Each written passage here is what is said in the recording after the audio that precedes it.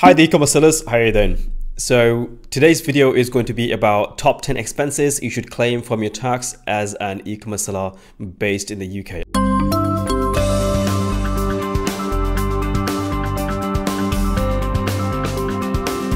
I'm targeting this video for the UK sellers who have got a UK limited company or UK based e-commerce business.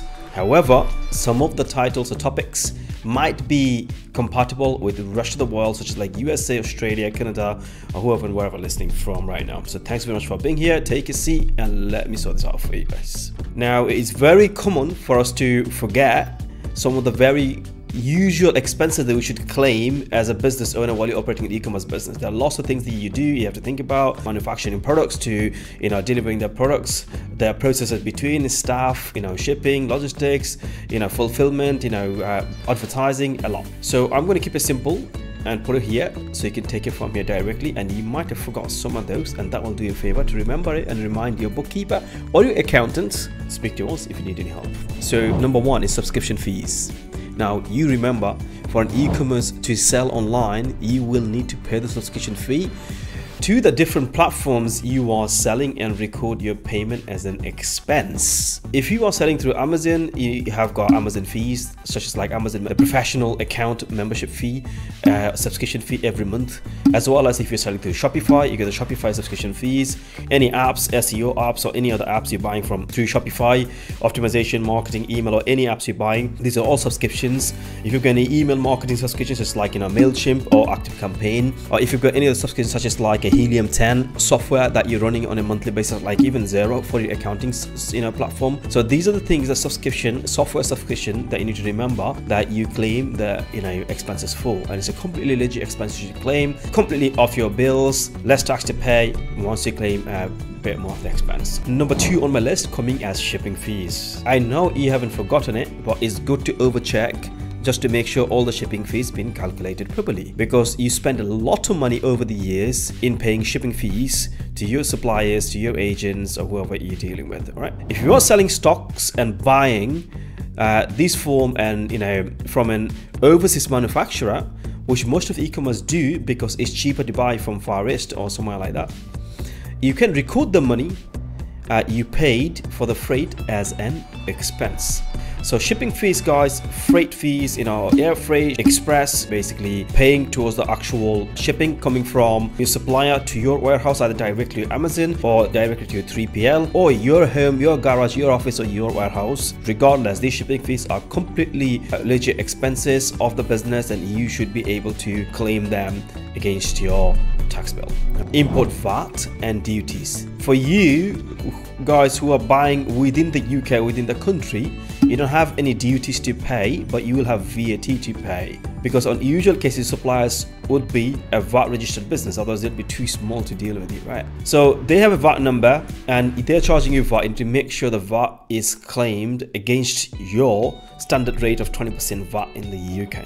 Anybody listening from outside the UK, if you have an UK limited company or UK corporation and you are VAT registered, you will have to do the same. Remember, duties with the VAT apply towards the imports only. So any shipment that's coming from outside the UK right into the UK and you have to clear the customs for it, you will have import duties and VAT. VAT in most cases 20%, some cases can be less depending on the category or the commodity code of the product. However, duties also can be similar to that, between 1% to 13% or 0.5% to 13%, depending on the actual category or type of commodity codes you have of the product. This in relation to your shipping fees.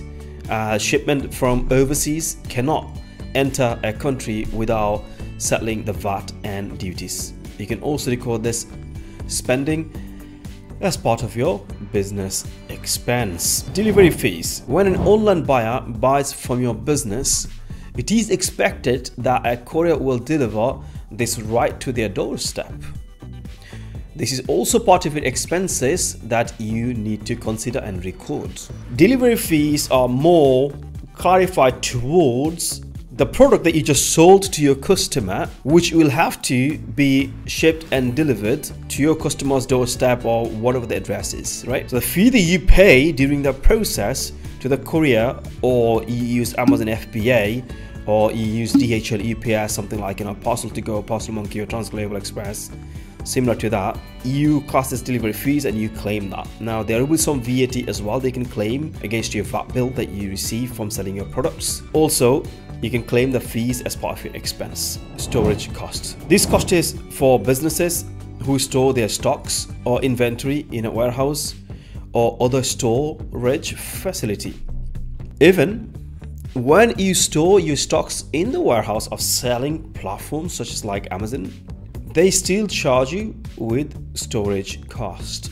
Now storage fees occur usually when you have a product that you store somewhere else, such as like maybe a storage facilities, third-party logistics, which you call as 3PL in our e-commerce term, an Amazon FBA warehouse, or could be you are just paying storage fees for storing in one of your friends' garage, warehouse, or storage space. All these storage costs that you will have occur to, you know, store your products are claimable expenses. So bear in mind, you can claim these expenses storing your products. When you receive an invoice, nicely have it paid, check and pay, make sure that, you know, costs are accurate before you pay. Then after that, you can pass it to your bookkeeper to handle it and basically register these costs as a business expense. Administrative fees. Now admin fees or cost covers your office supplies, directors' salaries, insurance, and anything that you spend for your business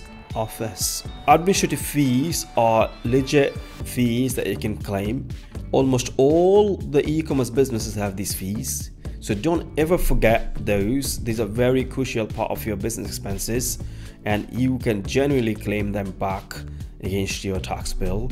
Make sure you do that, and I'm doing this video to do you a favor so you don't forget to claim those. All right, next comes on my list is rent expenses. So rental expenses. If you are renting out an office space where you conduct all your business transactions, then you need to record this as a rent expense. You could be running an office, have a co-working space, or if you don't have a co-working space, it could be your own space of your office, or you could literally, you know, hire an office somewhere in a city center in a nice building, fancy building. That office bill or the rent is claimable expense. If you're working from home, some part of that mortgage or rent you can claim as part of your business expense. You need to consult one of us or your accountant or your bookkeeper who's qualified to let you know how much you can claim according to the current legislation of the current year provided by HMRC. So rent expenses is one of those things that you will need to claim and you are entitled to it. All right.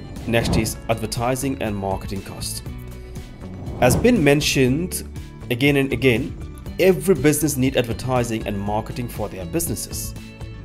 For an e-commerce, these include PPC, lead generation, and paid traffic. Advertising and marketing, either they include VAT or not, it does not matter. They are legit expenses. Even if you have word of mouth advertising through just networking, you would be usually paying a networking fee to the actual networking group providers. Even that's a claimable expense. So any form of advertising or marketing, if you print out some business cards, leaflets, brochures, or if you have Amazon PPC, sponsored ads, promotions, Google ads, Google retarget, Facebook retargeting, you know, Instagram ads, or anything, or influencers cost, you pay them some money to speak loud about your product. This is the claimable advertising and marketing fees. All right, so all these expenses into make sure you have a record keeping of those, and then that's it, you can claim those expenses. Next is accounting costs. So accounting plays a vital role in a business and should be properly prepared and declared by an accounting professional.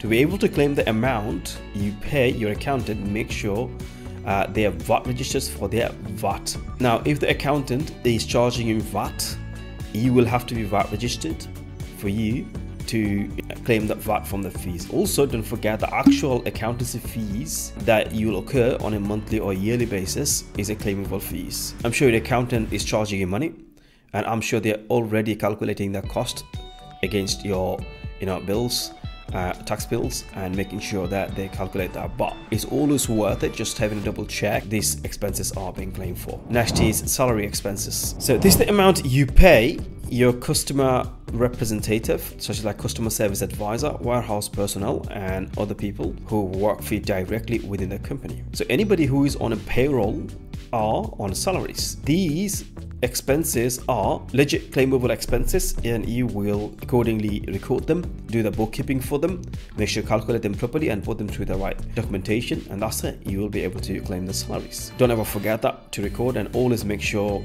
pay the salaries or any type of expenses that we're going through directly from your business account or business credit card only. Do not mix it with the actual personal expenses. That just complicates the things, creates a lot more work for the accountants and bookkeepers, and just unnecessary work they're pushing towards them, and you will also be billed for those hours that they're working for, and that's an overhead for yourself that you don't need to have. All right, so just keep everything separate, guys. All right, for personal, use personal. If you need Amex points, just use an Amex account or card, personal, in your personal name. Do not include that in business. If you need it for business, include it into the business. If you need the points, you can combine the points in separate ways. But you don't need to spend money for personal reason from business card. You don't need to spend money for business reason from personal card, vice versa. Keep it clean, neat, so if there is ever an investigation, it's also easier for HMRC to simply quickly have a look at it and let you go. More you involve personal expenses, more they're going to dig into it, and it's going to create more problems, and it's going to make it basically chaos for you and everybody. That was my list. So important tips in claiming your VAT. I gave this tip on some of the videos, and this is a bonus for you guys if you didn't already know. All expenses that you have from operating your business, make sure to request a VAT invoice or VAT receipt from the actual operator or the supplier. Once you've got the VAT invoice and receipt, if you are VAT registered, in most cases you are, and then you will be able to claim the VAT against the VAT that you have charged your customers so far for your sales. All right, so this is one of the important tips that I give on my expense schedules of the videos, and hopefully this has been very helpful for you. So thanks very much for watching, and I think that's it on the video today, and I will catch you on the next one. So that was a sweet and quick one. And yeah, don't forget to subscribe and press the like button, and I will catch you with more tips on the next one. Thanks a lot, guys. Have a nice day ahead. Bye bye now.